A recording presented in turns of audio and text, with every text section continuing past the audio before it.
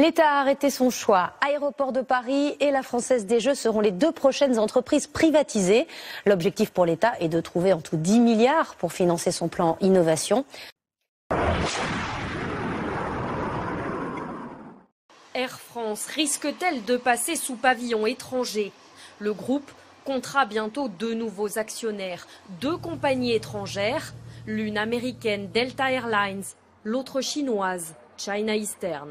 Elles posséderont chacune 10% du capital. L'État a-t-il trouvé le ticket gagnant pour financer sa politique?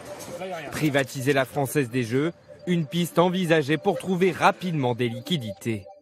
Aujourd'hui, 72% du capital de la Française des Jeux est détenu par l'État. En vendant quelques-unes de ses parts, la France renoncerait à une partie de ses dividendes, 133 millions d'euros en 2016. Un mauvais choix pour l'opposition.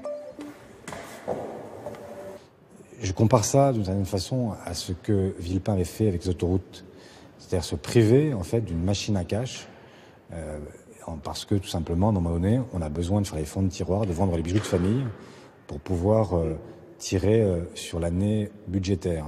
La Française des Jeux, une entreprise qui rapporte gros à l'État.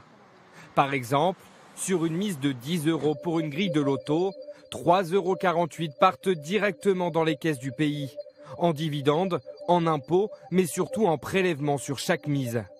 Ainsi, en 2016, la France a engrangé plus de 3 milliards d'euros de recettes uniquement avec cette taxe, une somme que l'État continuera de percevoir selon cet économiste. La stratégie de privatisation ne va strictement rien changer au niveau des rentrées d'argent liées à la taxe sur les jeux. Même si on peut imaginer un cas de figure extrême qui serait que l'État se retire complètement, dans tous les cas, il aura encore plusieurs milliards tous les ans du fait de la taxe sur les jeux. Selon une source proche du dossier, la privatisation de la Française des Jeux pourrait être soumise aux parlementaires au mieux à l'été 2018. La privatisation de la Française des Jeux pourrait être soumise aux parlementaires au mieux à l'été 2018.